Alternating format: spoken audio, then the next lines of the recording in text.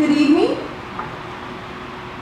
We will start our board meeting at 5:01 p.m. in calling this meeting to order.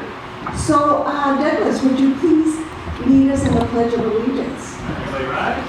Right hand over your heart. Ready, begin. I pledge allegiance to the flag of the United States of America and to the republic for which it stands, one nation, under God, indivisible, with liberty and justice for all. Okay, I'm going to ask for a motion for approval of the agenda. Move to approve. Second. Any discussion? All those in favor of approval of the agenda say aye. Aye. All those opposed? Motion passes 5-0. Public comments. Members of the public that wish to address the board must first complete a speaker form. Speaker forms must be submitted no later than 5 minutes prior to the topic coming up for discussion on the agenda. When addressing the Board of Trustees, please stand and be recognized by the Board President. State your full name and direct your comments to the entire board. Please limit remarks to 3 minutes for all presentations unless otherwise informed. In accordance with Education Code 35145.5, the board cannot enter into a formal discussion or make a decision on any matter not on the agenda for this meeting. Do we have any public comments this evening? No. Okay, then we'll go right into presentations with the Smith Structural Group, LLP, Seismic Studies. Dr. Corr. Yes, to our governing board, Smith Structural Group LLP will present findings of seismic studies on the Santa Paula High School McMahon Gymnasium and the Isabel Middle School Building A. And I will let Mr. Shevsky do the introductions of our presenters from Smith Structural Group. Tonight we have both Michael Perolini, sorry about that, and Jessica Napier here from SSG. They did 2 studies on 2 of our facilities, the McMahon Gym and Isabel Main Building A. Those were authorized by the board in February and March, and they're here to present their findings. And also, if I can, before our 2 presenters get started, remind the board that earlier in 2019, I wanted to say it was the February and March board meetings, we present information to the board and ask for approval to move forward with the study. So these are the results of the study coming to us now.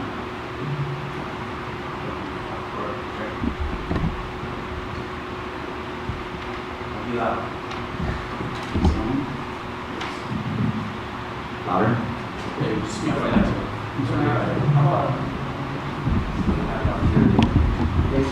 That's all right. Yeah, just speak right into it. Yeah, right into it. Oh, there. I feel extended you guys, I apologize. My name is Michael Perlin. We'll get right into it. I'm a structural engineer. We're my firm, and we're in San Luis Obispo, California.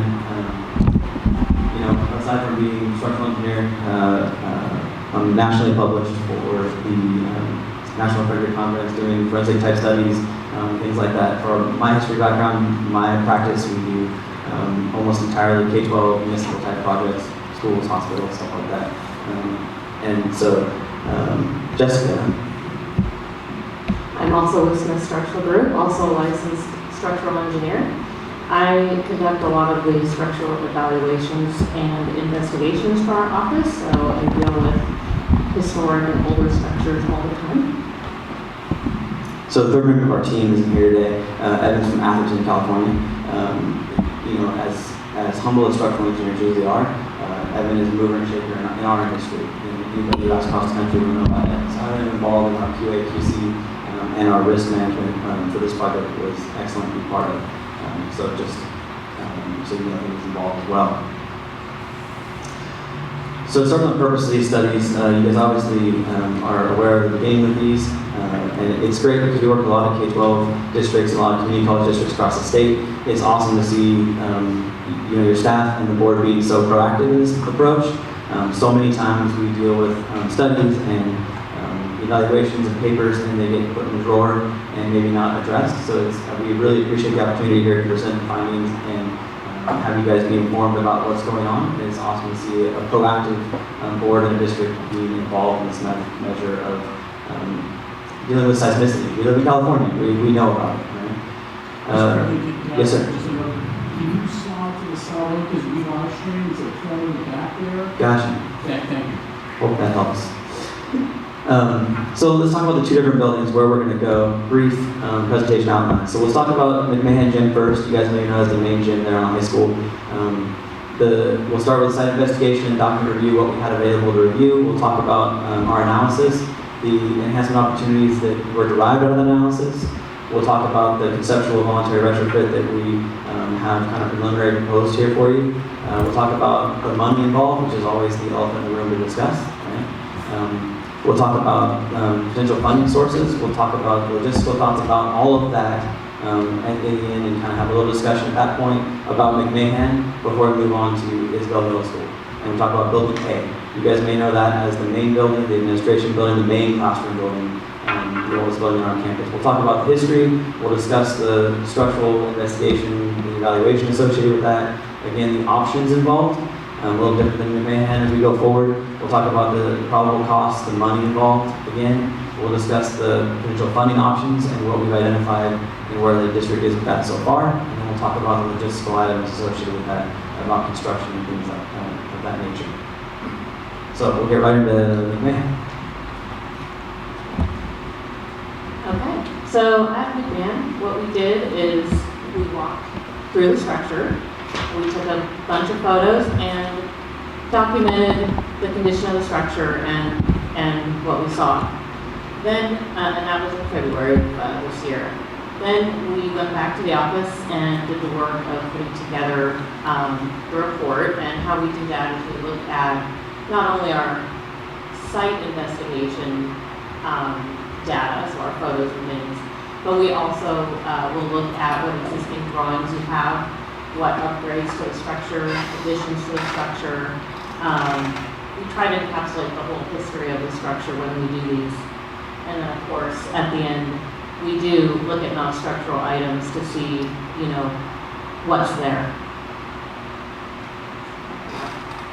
So for the gym, we filled out the DSA 0803, which is a fairly comprehensive form that goes through structural items that we see. It's like a little checklist, and write up a report about the gym, and that's what we did. We found when we were out there and through our investigations that some opportunities we have to make this a better structure would be to add a roof diaphragm load path, to tie our roof to our walls a little bit better than what we see right now. And then there's some locations where we have large openings in concrete walls, and the concrete wall that's left is real skinny and tall. It's not always the greatest situation. So there's an opportunity there to fix that. And so that brings us into the retrofit piece of this. So again, we would recommend that the structural roof diaphragm is tied together a little better so that our seismic loads, or wind loads really, could get into our shear walls a little better. We want to tie the walls to the roof again and infill probably those large openings that I just talked about. And it's important to note that part of this project would include re-roofing because a fair amount of the roof would be removed in order to do this work. With any voluntary seismic upgrade or any upgrade at all, you're also required as a school district and really any building in the building code of California to upgrade your accessibility and your fire and life safety options. So being a voluntary seismic upgrade and being, as we get to the money in a second, you'll see it is not a large sum compared to the cost of replacement. Being on the low end, we would propose with DSA to go for a hardship finding and proportionally spend money on access upgrades and fire life safety. This is at a building that in 2004-ish, you guys had done previous, the district had previously done access upgrades, path of travel, water fountains, bathroom upgrades. You had done additions for the coaches and for the bathrooms if you were around back then, you recall. And then the fire alarm was recently upgraded in 2014. So ideally, those things aren't that far out of compliance.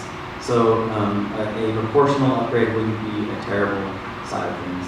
Now, going to the next step, this is a small slide, and it says a very important number, which is always the thing we focus on. But OPSC, the Office of Public and School Construction, has a very specific manner. We'll go over the seismic mitigation program. The SMP is the seismic mitigation program, and we'll talk about that in a second. But it is a program that was created through Proposition 1D in 2006, statewide voted upon and funded. And OPSC and DSA created a program, which is known as the SMP, and they have a specific way to figure out what the cost of these projects are. It's a similar method to what we used for the Isabel Shower Building, which we previously updated and is now the Science Flex Lab. Awesome. But this is a number that comes from that. So it's 1.1 million, 1.2 million, 1.3.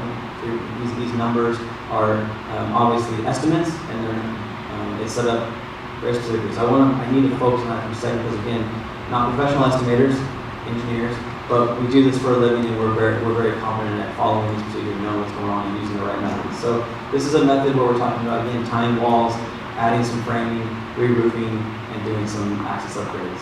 So keep that number in mind. This is not a gigantic project. It's not a small project. $1 million is not a light sum. I don't need to poke fun at it. For a district, though, in general, we're not talking about. We'll get to this problem. Potential funding sources for rehabilitation for this project.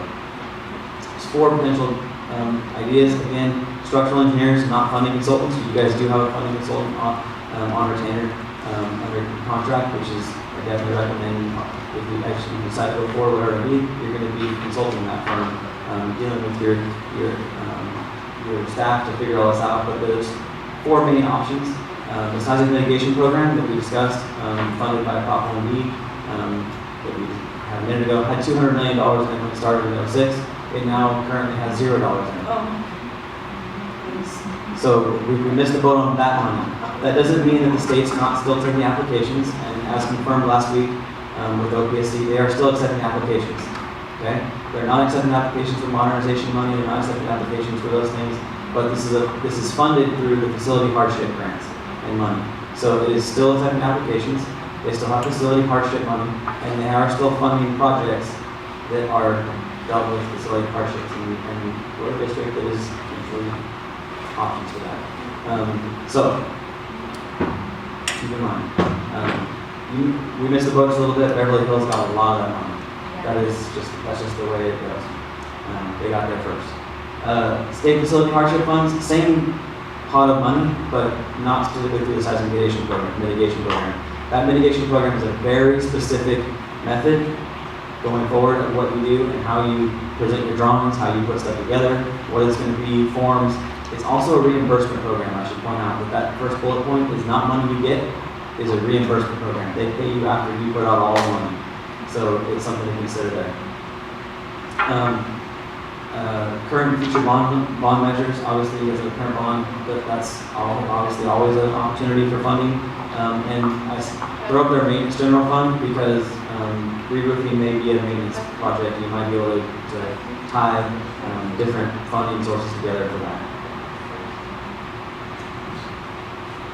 All right, so I'm going to kick off the logistical items to consider, and this is also where we're going to open it up to questions about McMahon.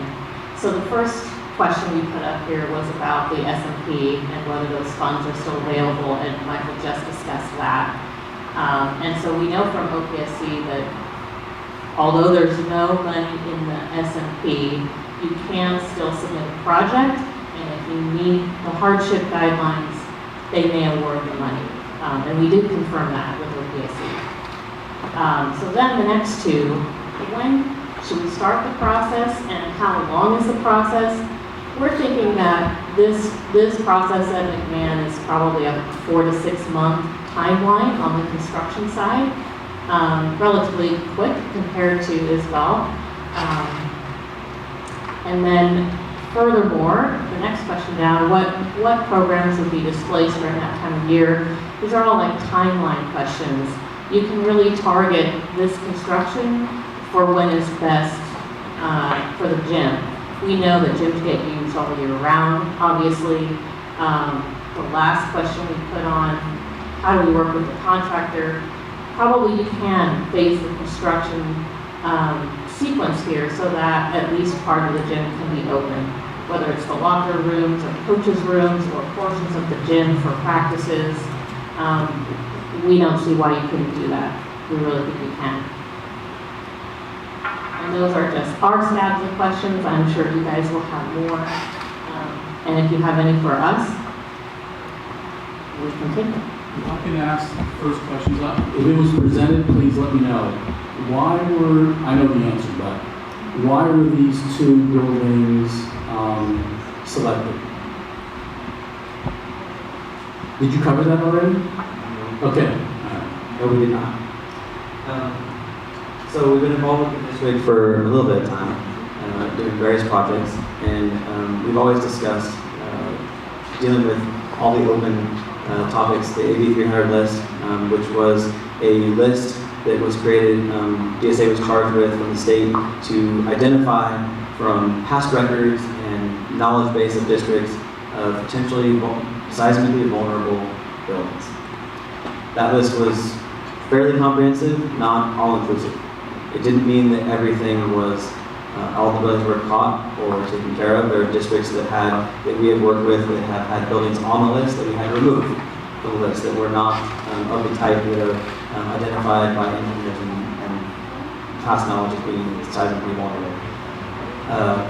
So these are buildings that are heavy wall construction, meaning made out of concrete or masonry walls and usually light roofs, or of concrete or masonry, multi-story, or buildings that were certain code levels. What we identify as were known as benchmark buildings, buildings that are built long ago of materials that we don't build or detailing types that we don't use anymore for specific reasons. Thank you. Good question. Are these considered repairs, or do we have to go through DSA on any study? It's also a very good question. Absolutely, any kind of retrofit work are not repairs. You would be going completely through DSA to get them approved. It's construction, yes.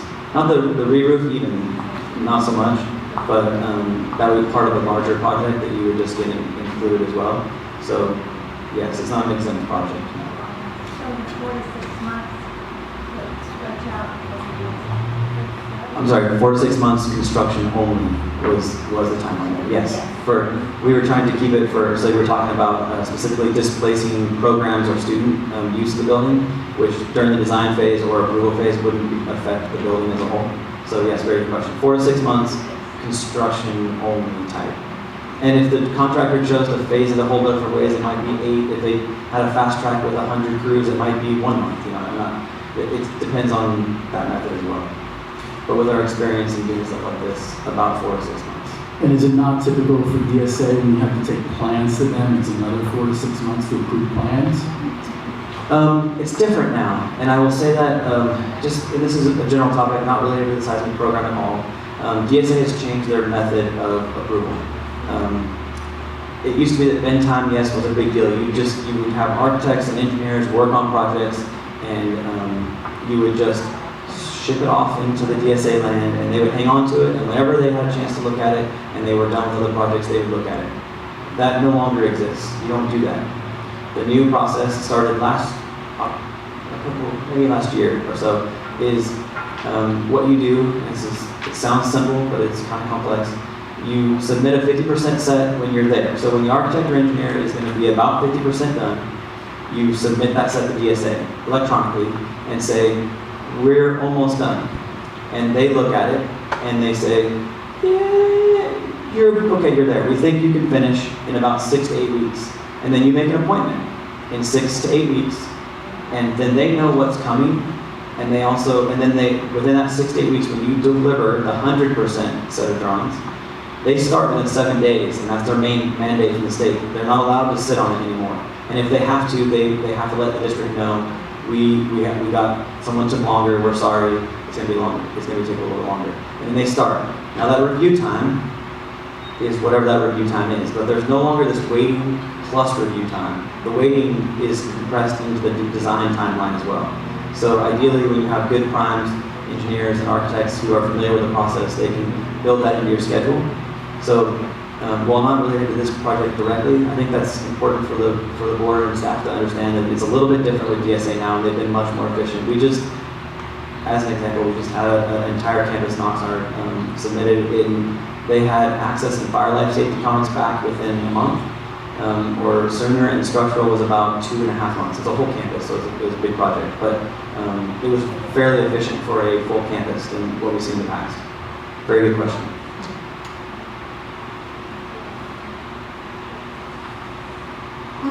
I'm sorry, but I don't know if it's a spanner or what. Please explain to me. So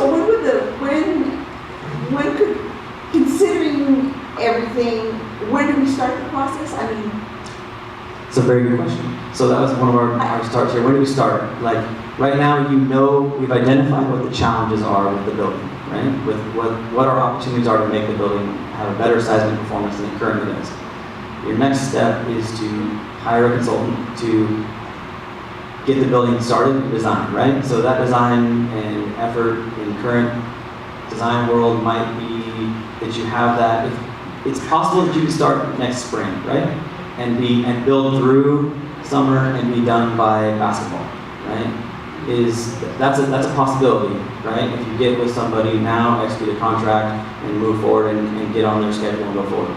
Otherwise, you might be waiting for 2021 because you don't want to do it during basketball. You don't want, and during the winter months, you want to do it spring to summer. So you want to kind of, the way we picture it, anytime you're doing something with a gymnasium, you want to kind of push it into the back of basketball and then do it through spring when everyone's doing outdoor sports. And to also answer part of that question, staff will be coming back to the board probably, I'm thinking back in August 14th board meeting with an action item to get moving on the next step. So there's some planning we need to do on our end. Just to even do the work, there's a whole bunch of planning that needs to go into place. And we have the gym, and as we start getting into the Isbell building, it's a whole other item as well. So, but we'll be coming back with an action plan. And Is there a timeline for the state, now that they've identified these buildings? Is there a timeline that they're going to close or? At this time, there is not. The AB 300 list came out early 2000s, 2003, 4 or 6, prior to Proposition 1B going to the state level election. So they identified this a long time ago. There's no sunset on them. They just say, districts, you're now aware of them. You should start to sort out your problems, have someone look at them. There's no timeline where they say, by 2025, you've got them all fixed. That's not a topic. But before, we do have clients who have buildings on the list that shouldn't be on the list. And so we've gone through the process to get them off the list. So the list is, they try to make it as comprehensive as possible, and I think this district is doing a good job of trying to check those boxes and move through those, right? You want to bring in a consultant to take a closer look because really they just did a data survey. They didn't walk through every campus and pick specific buildings. They just did a survey of what they have in the archives. So, but I think with this district, I don't think we need to worry. We're getting there. any other questions on the McMahon gym? So are these the last two buildings that we have on the list, or are there more after this? There's one more. Oh, what is It's that? the Isbell Wood Shop. Oh, The Isbell Wood Shop. That one didn't even dawn on me because it's not even being used. So That building has been reported to the state as not in use. So when you look at the updated AB 300 seismic inventory list, it shows that the building is not in use. So that's what we reported to the state.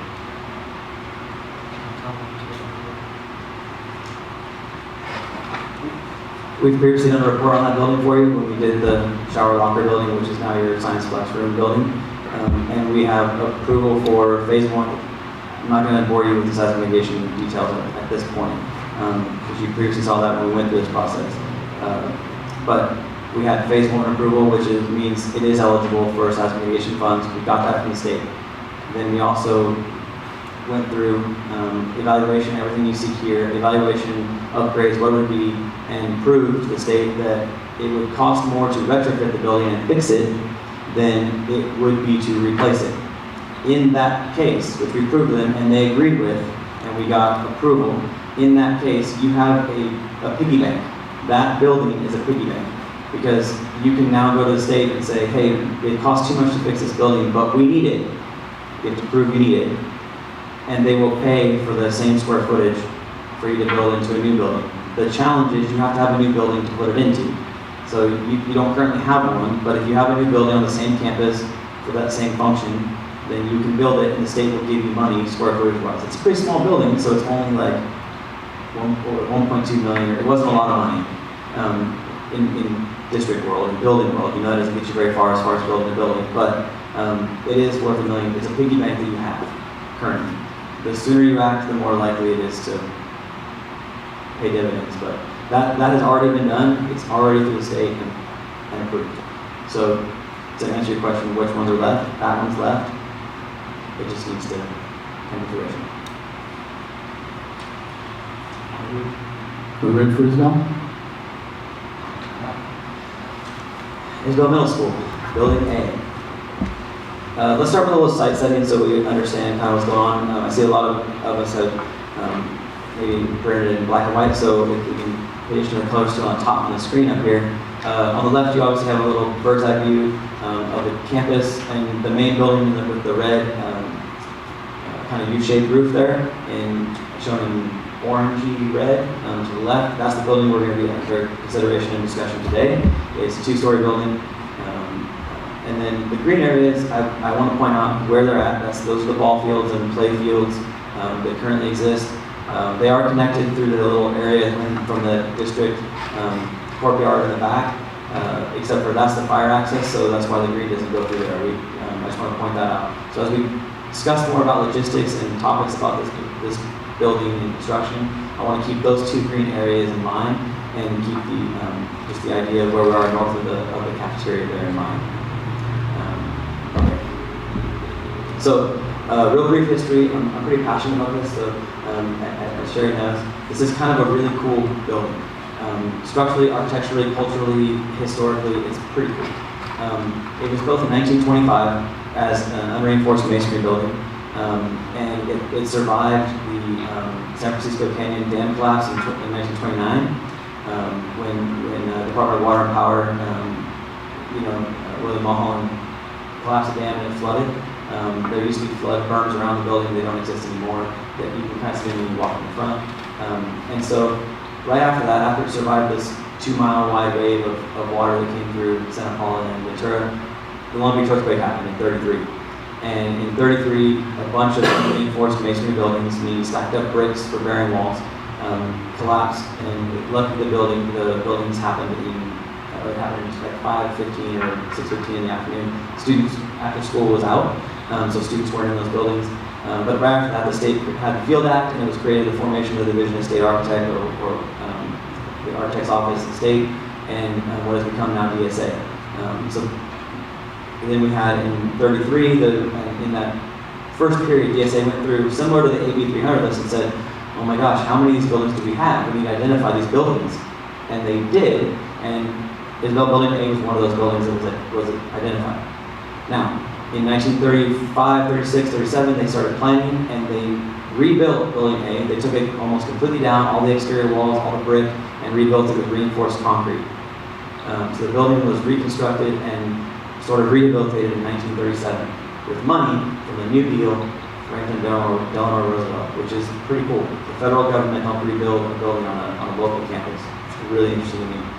I want to point out that the building as it stands now has been through several impactful earthquakes, things that it's been through. 1952 in Kern County, southern Kern County, so think about it near the grade, that area, like just right where the grapevine is, the grapevine. And then San Fernando in 71, Northridge in 94, and Ridgecrest just recently. I bring that up because it's the most recent earthquake. And on the right-hand side, you'll see some words. And they say moderate, strong, and light. That's the definition of USGS intensity of shaking that was felt in Santa Paula for those earthquakes. So when you think about magnitudes and everyone says, oh, 7.1 and 6.8 and all that kind of stuff, those are all great numbers to have a relative ranking system. We love ranking systems in our world, baseball, batting averages, all that stuff. But really it's about the intensity of shaking and the type of shaking and how the duration, right, for any kind of building. So I want to point out that the building survived moderate shaking, moderate to strong in San Fernando, strong in Northridge, because we're not that far away, right, and it was a really big earthquake and a lot of energy release. And then Ridgecrest, so the most recent earthquake, there was a 7.1, but far away and a different type, light shaking. So I don't want to bore you with the whole scale, but you kind of get which one's worse, right? Strong, but more than light. The building's been through several alterations. In 56, there was just some minor movements, 99, some movements. They added a lot of accessibility structures, including the elevator in 2001, and then in 2019, the Media Resource and Literacy Center was created. All right, so now we've taken you through a short timeline, and what we did, again, in February of this year, we went through and did a site investigation. So we climbed through the attics, we looked at all the spaces we possibly could, including the little basement under the boys' bathroom. It's a little bit of a water problem down there. And then we went back to the office to do the real work. So this project, it's a much bigger structure. It has much more meaning, right? And, you know, because it is the age that it is, we needed to just really figure out what's behind the walls here. What is the story of this building? And so we contacted DSA. We got as many of the historic records of this structure as they had. Plus, we had all the electronic files that Doug could find on all the tenant improvement type work and upgrades, modernizations throughout the years. And we synthesized all of that, and if we go to the next slide,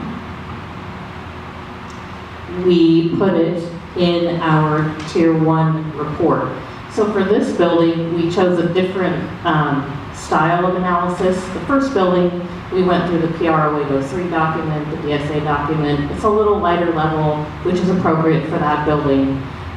This building, we knew that we wanted to be much more thorough just due to the age and the older documents from the original construction.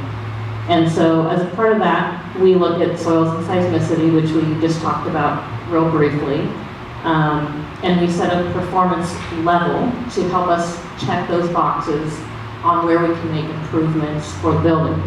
So this structure, as far as performance levels go, because it houses so many students, and we want it to be relatively intact after a seismic event, it bumps it into a little higher performance level, and so a much more thorough list of things to check off, things to look for. I'll flip my page too. So what you see here on the right-hand side are some of the details, some of the preliminary details we put together on how to tie this building together a little better, structural enhancements. And these details help us figure out our construction estimate numbers that you'll see on a different slide.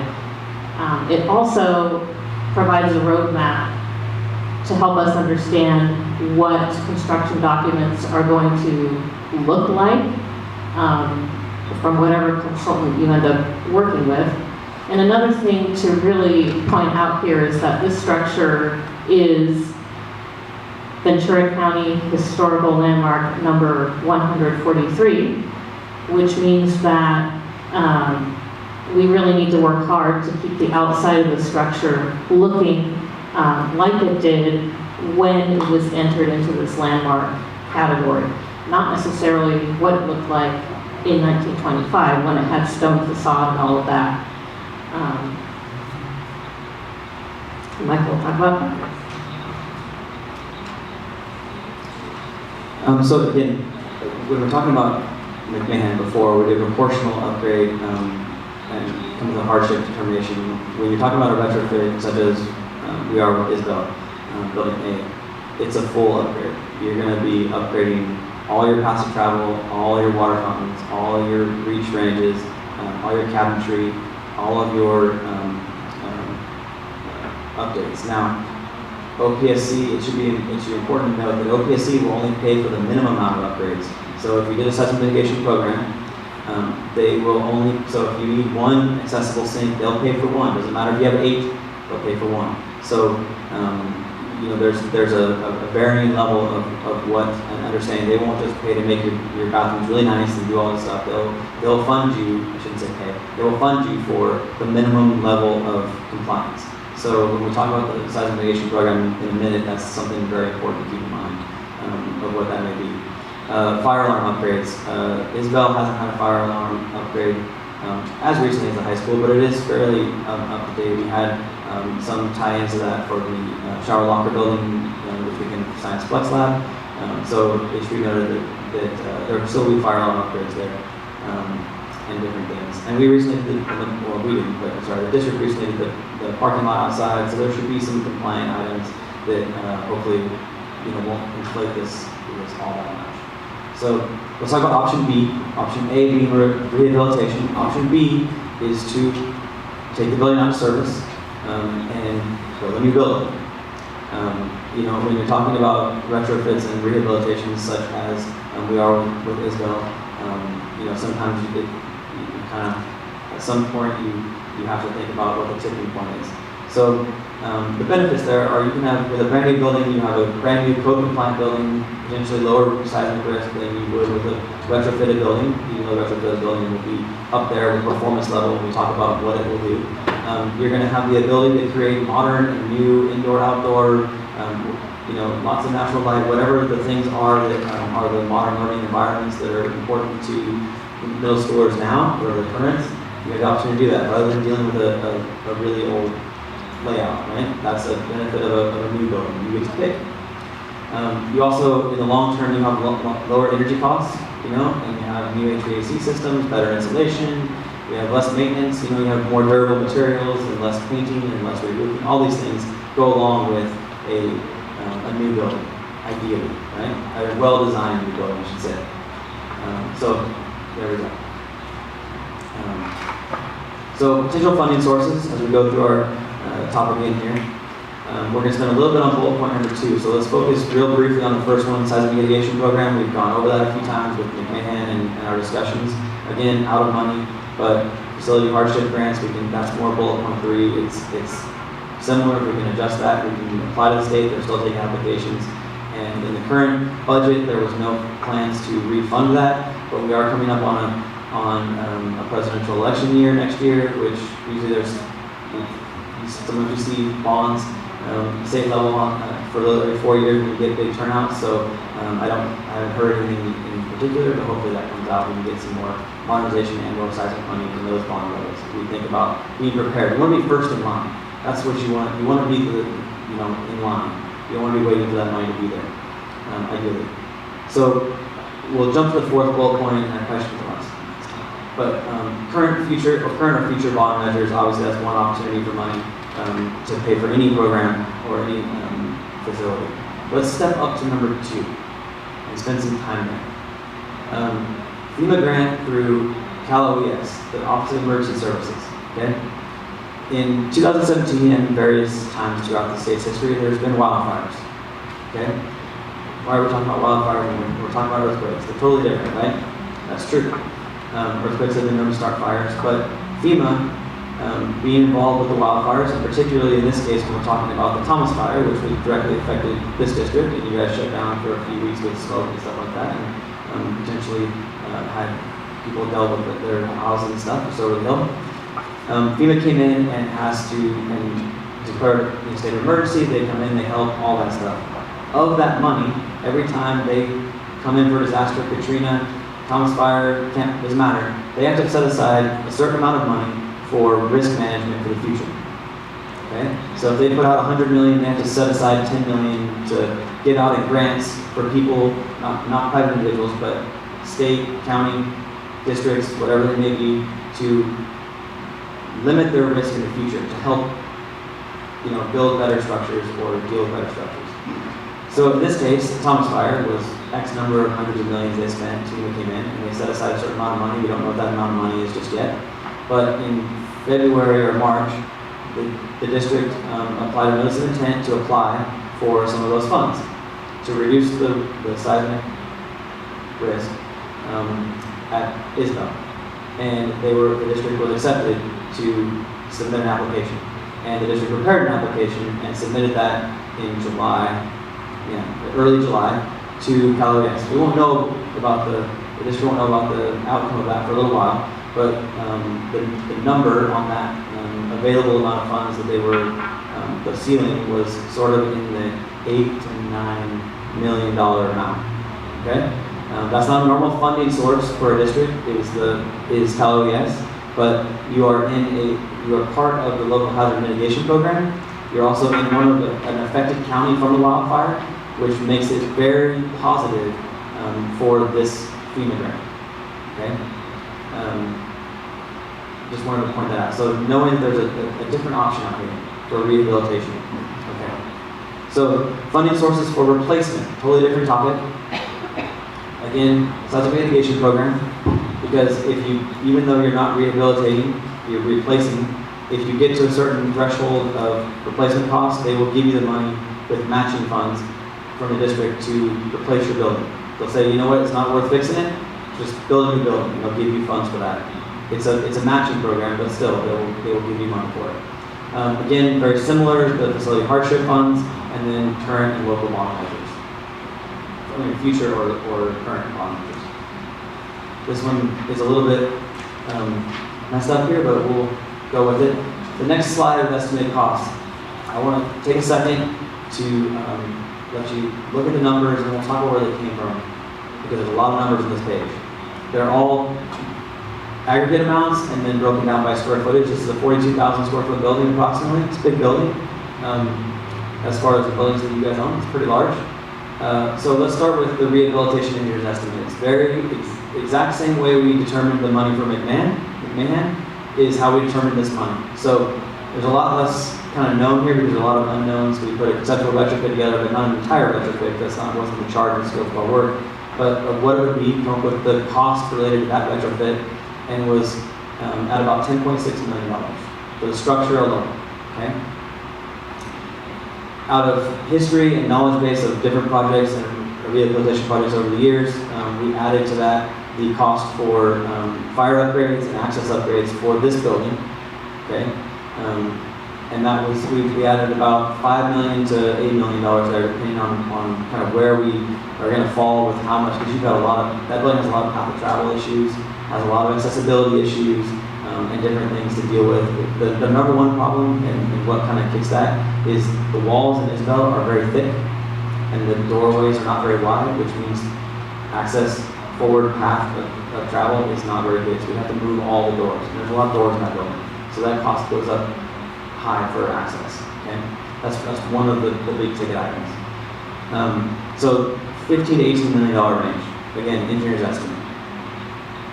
So for the FEMA grant that we just discussed from the state, we also had to prepare a professional estimate. So a professional estimator got our information, we worked with them very closely in order to prepare this for your application to FEMA, or to Cal OES for FEMA funds.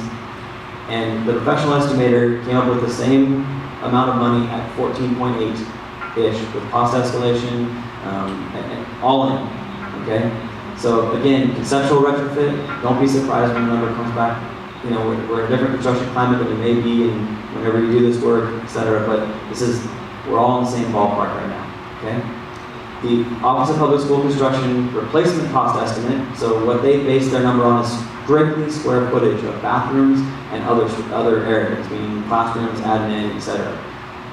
That number is $16.8 million, 407 per square foot, okay, for 41,300. That's what that works out to be. That's what they base their replacement cost on. That changes every January 1st. It goes up a little bit or down a little bit, usually up, with cost of living, construction, etc. So they think that you own a $16.8 million building. That's what they believe, okay? I threw a fourth number up there just to confuse everybody and whatnot. I apologize, but based on a campus that we have in Oxnard that is recently bid, it's your building. It's a two-story structure down there, very similar, classroom building, you know, stairs, elevators, all of that. We have bathrooms upstairs, downstairs, even though Isabel doesn't have a bathroom upstairs. 18.6 million. Okay, so OPSC uses their numbers, real numbers, about 18.6 for replacement. So the top two numbers, rehabilitation, the bottom two numbers, replacement. Okay? And those numbers can go up and down depending on, again, 18.6, unfurnished. You own a lot of furniture, so like, you know, it's got built-in cabinets, stuff like that, but there's other costs related to a new building, obviously. So it's okay. Okay, so we put together a schedule just so that you could understand what a scheduling timeline would look like for both rehabilitation and replacement. So this is our rehabilitation slide, and you'll see that what we've approximated is about 42 months. It's important to note that if you get the FEMA funds, if those are awarded and you decide to move forward with that, they have their own closeout that will take about 4 months, and that needs to be included with their timeline. And the last time we talked, they're around 3 to 3.5 years on what they allow for the construction timeline to take. And so what you see here is 42 months.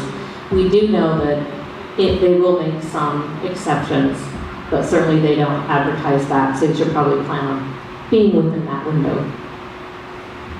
And here's our replacement schedule. It's only slightly longer, but this could change a lot, and actually so could the other, just depending on how you want to attack it. Do you want to close down certain buildings? Do you want to open portables? How do you want to deal with the situation? And that takes us then to our items to consider slide, and after we talk through these, we'll field questions from you. So the first thing we list up here, are there strings attached to the grant? And so for the FEMA grant, this one.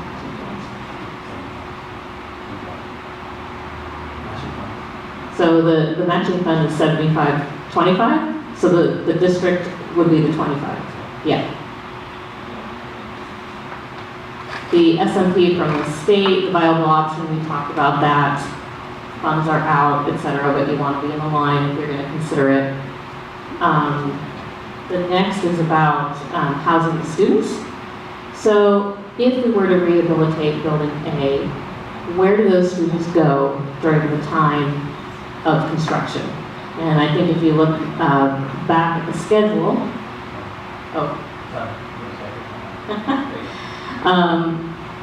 the construction timeline is about 16 months or so. And so now if we flip ahead to the slide, there we go. So we need to figure out how to utilize the campus, right?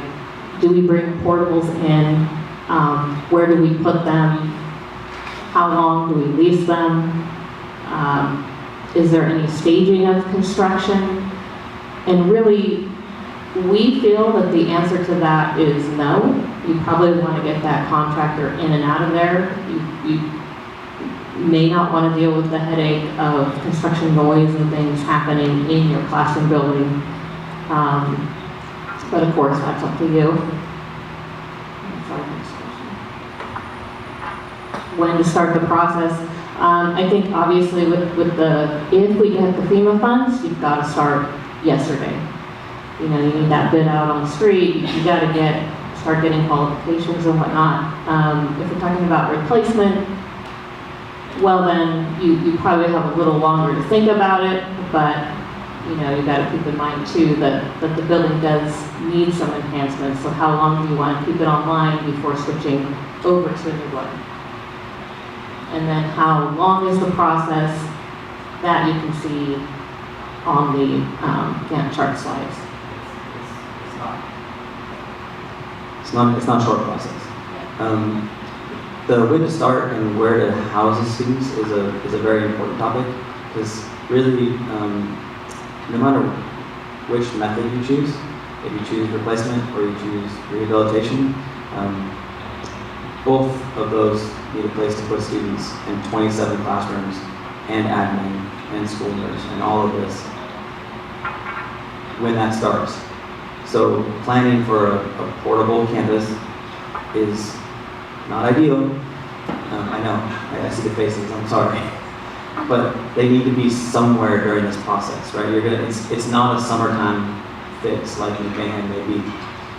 So it's something that, the reason we identify the green areas is it may be that the opportunity here is that Isabel becomes a portable campus for a year or two, probably two, and then comes back online in the following fall. And you just have to, plan it strategically so that you don't miss milestones, so that you don't end up with a longer lease or a 3-year, whatever it may be. And that's just, again, as Dr. Brewer mentioned, an action plan and solid staff input and kind of a game plan of a work plan for staff, work plan for how to get the RP on the streets, when to start designing, whether it's new or rehabilitation, what to do. Because if the FEMA money comes in 6 months and they say, yeah, you're good, like it'd be great to already have the momentum and rolling and you're halfway through in that timeline, because the strings attached part also is not just matching funds, but also limited timeline. Their 4 months of closeout is also has to be included in their limited timeline, which is either 40 or 36 months. I think 36. You have to get all of your stuff done, and there are abilities to get extensions, especially if you're a district. I'm sure you could claim that, hey, we had to deal with PSA, or really sorry, and they would understand. They're a state agency themselves, but you can't go past that. They'll take your money back, right? So there are limits with that. They don't. It's not just an open checkbook for whenever you want to use it. They would, if you accept the money, there are a few strings to consider. Questions? One other thing we wanted to point out on the map was, if you choose to put in a new structure, obviously you can use the old structure and put the new one somewhere else on campus. Now, whether that makes sense for the campus or not, I'm not the right one to make that decision, but it's definitely a viable option. And before our engineers field any questions from the board, obviously this is not an action item. We're not asking the board tonight. We're just about giving you information. As I said earlier, you can tell now we have a ton of work to do in a short amount of time to come back to the August 14th meeting with the recommendation to the board. So, questions about the Isabel project? I have a question. Could you explain to me, just really simply, what is the difference between the rehabilitation and the replacement? Just a real short little definition. Okay. Rehabilitation. You will move the students out. You'll do a bunch of construction work inside, and you'll get back the exact same building you had, but a higher performance level for seismic. Same building. No difference. Replacement, you build a brand new building. That building goes away, and you no longer use it, and it's demolished and in the landfill. Oh, but I understood it to be,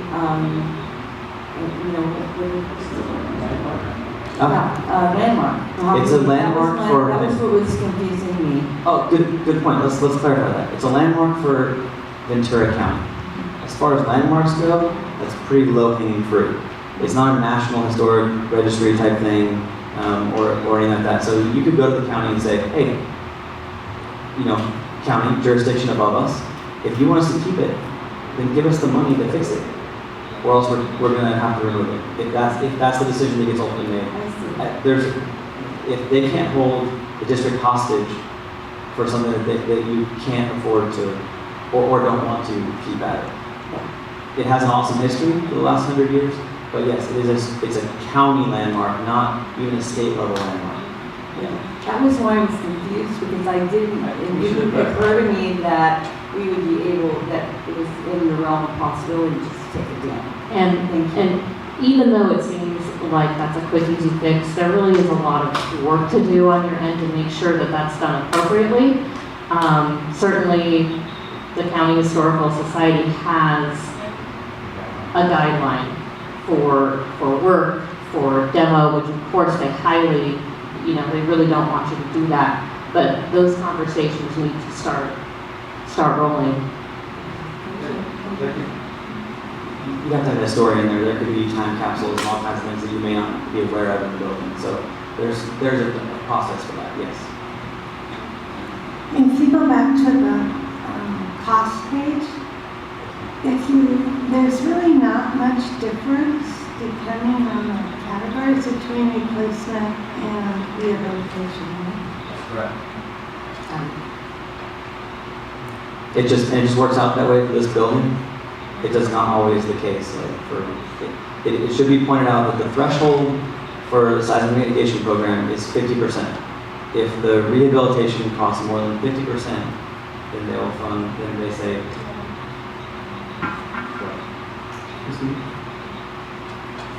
Being a new member on the board, I'm a little stunned that when did we know that this needed to be done, and when was the decision made for the new literacy center? That's a little history that I'm not sure I have. I'll do my best. So it looks like we started planning for the literacy center back in 1617. That's when the first architectural fees were paid, which is almost 3 years from now. And it became aware of potential issues with the Isabel building, became aware of the current administration back in January, February, when we were preparing for the facilities workshop for the board in January. So that's. But I thought we'd been on the list. Thank you. Building A was never on the list. So this building A was not on the AB 300 list. Remember we told you that the AB 300 list was not necessarily comprehensive. And if you remember going back to the timeline history, DSA quote unquote reconstructed the building in 1937. So I'm not saying that's why it was on the list, but it fell off their radar because of that. Again, they did a data search. They didn't come out to the buildings and look and verify. So it wasn't on the list. Again, facilities workshop, there was preparation. My understanding is that back in maybe 2010 or 11, the district voluntarily did a study on the building based off of its age and knowing about the AB 300 list and the fact that there were other buildings on the list, actually on the list. And I think they went through this first study, which then put it on the list. And then fast forward to now, we were preparing for the facility workshop. Mr. Henning was aware that we had a couple more buildings left on it, so we were investigating those, and it came to our attention of that original study back in 10 or 11.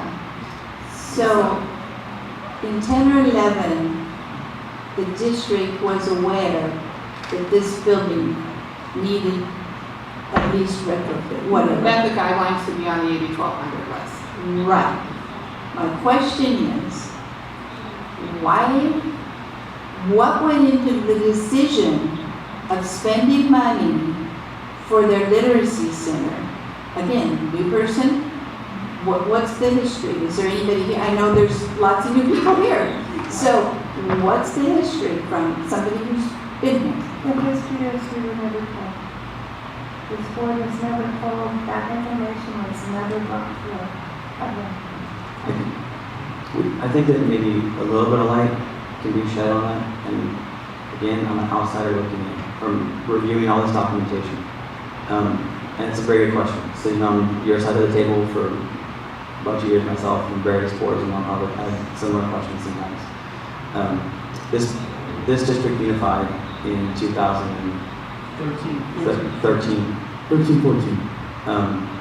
So when you think about the difference, it was that all that information came from a previous district, And as we've been going through district history and going through the projects and identifying these with over the last couple of years, and this question, I can point to a very specific communication that I had from Doug in the middle of the Literacy Center when we talked about this very initially. He said, should we stop this construction right now? What should we do? And because for your very reason. And so it's a very valid question. I think that's business-wise is beyond it, that's not my scope by any means. But understand that this comes across quite a bit when districts unify, and there's no blame point anywhere. Just sometimes things get identified later than maybe what they were known. Is that even kind of, how does it make you feel better? It's not going to make the public feel better either. So could the literacy center be saved during this process? With rehabilitation? Absolutely. Rehabilitation, yes. Yes. There will be quite a bit of disruption in the building. It won't, there'll be new ceilings, there'll be new, all kinds of stuff. But, so there may be, the real crux of the question is, will there be double up in what we just funded, right? That's the crux of it. And so, yes, a little bit, but also your new literacy center is online right now, and students are using, well, not right now, but they're using it, and that's the awesome part, right? Like they have the ability to use it now for the next, so when we skipped the logistical part, when do we start the process? Until you start construction, and that timeline, if you go back to the timeline of rehabilitation, there's a couple of years still until you actually start construction for this, if you chose the rehabilitation path after your work plan, all this stuff is put together. So there's going to be return on investment for that for a certain period of time. Right? So I don't want you to think that like tomorrow we're going to start demoing this building. That's not the case either. So what was the total cost for this book? Approximately $900,000.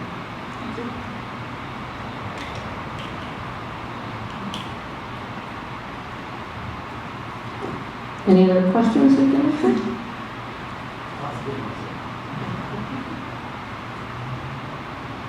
Is there, this is a huge eye-opener, it's a game changer, rehabilitation, it's to the point where I almost want to say, maybe we should stop and have an internal audit of all of our documents and everything, because if this pops up, what else is it popping up? I don't feel comfortable anymore, because this has been our works, our archives, we've had double the people, we've had this, we've had that, and yet it just pops up now.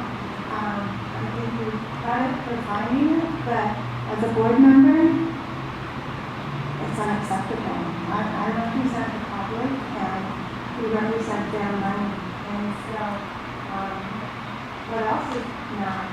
What else is being hidden that people don't know about? How do we know about finance? That's a great question, and it took us to have the facility board meeting in February for this to come up. None of us sitting up here can speak for former administrations, but I think it's important now is that what was unearthed is being taken care of and being addressed. How do we go forward knowing this is the last thing that's going to work?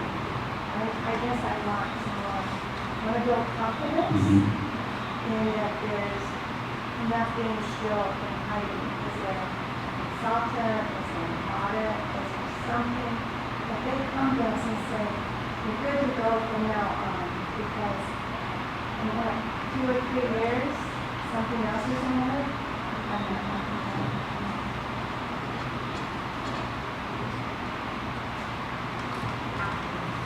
To the rest of the board, to the whole board, not the rest of the board, to the whole board, what I will say is that we will do everything we can to look through documents. I'm going to have to rely on staff as to where those documents are. And whether we can do them internally or if we need to hire somebody to go through them, we'll figure that out. But it could take a lot of work, being especially some buildings that are as old as some of ours are. But there might be an easier way to look through those. Mr. Henry? So we discovered that 3 buildings were looked at in 2011. The reason that those buildings were not on the AB 300 list, we found this on the frequently asked questions portion of the website. The buildings that were built before the Field Act in 1933, before the formation of DSA, well, DSA just doesn't have records on those buildings. They were built in 1894 or 1922.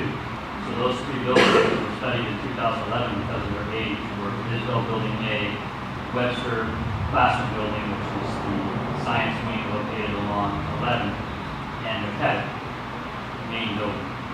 Those 3 buildings were evaluated, and Webster and McKett passed muster. Mr. Henry, I'm sorry. Would you mind going? Yeah. Thank you. So the Webster Building and the McKett Building were also studied at that time. And we now have copies of those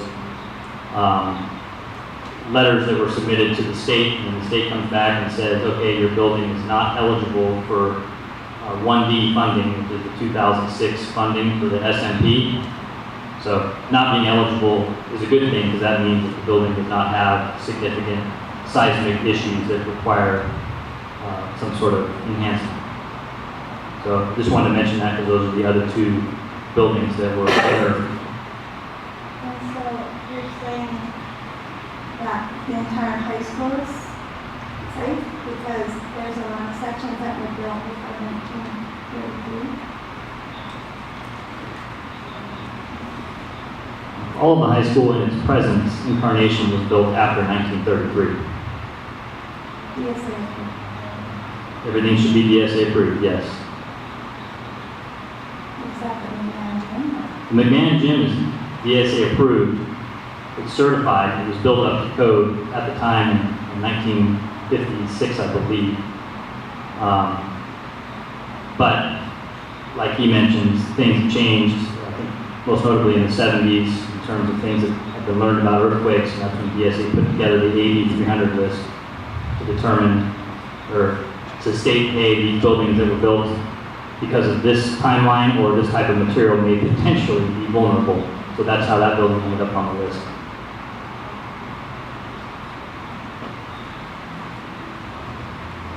So going back to the request that I heard earlier, the buildings that Mr. Henning just mentioned, Mr. Shevsky and I will review those records with Mr. Henning and make sure that everything is up to code and okay.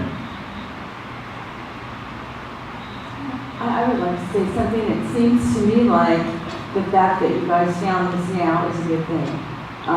Possibly, and this is there's no lack of respect here, but this happened in 2010 to 2011. Maybe during that time, the people that were working here are the ones that are at fault, not the people that are working now. I just wanted to make sure that that was clear to them because it kind of sounded like it to me. So. Yeah, because we've been unified since 2013. And it's like 2019, so we've had 6 years of knowing. I understand. Yeah, and no blame is taken here. As I mentioned before, with the administration, our job is to define something, make sure it's taken care of, and get on it, which is what we're trying to do. Other questions of our engineers? Go back, in all that, just go back to the very beginning thing I said. It's awesome to see a proactive approach with staff and with potentially whatever support you guys choose to put behind these buildings, because we don't always see that. So I think this is a super positive thing. I know that maybe a little bit of a negative there for a second, and I totally appreciate everybody's comments because that's outside the realm of engineering, and it's what we do is a social thing. It's not just you may think of us as like little calculators and pencil pushers and stuff, but what we're trying to do is create spaces that will last for the next 100 years for these students, for your district, for your community, and that's what we're here for, and why we value what we do. So I think it's when we have the opportunity to be involved with people such as yourself that are like-minded that want to continue this torch and move it forward. That's really great for us.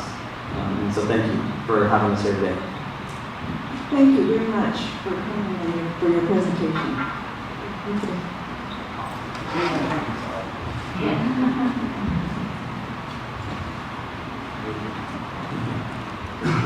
Ms. Carloni and Ms. Snakewood, thank you again for the presentation.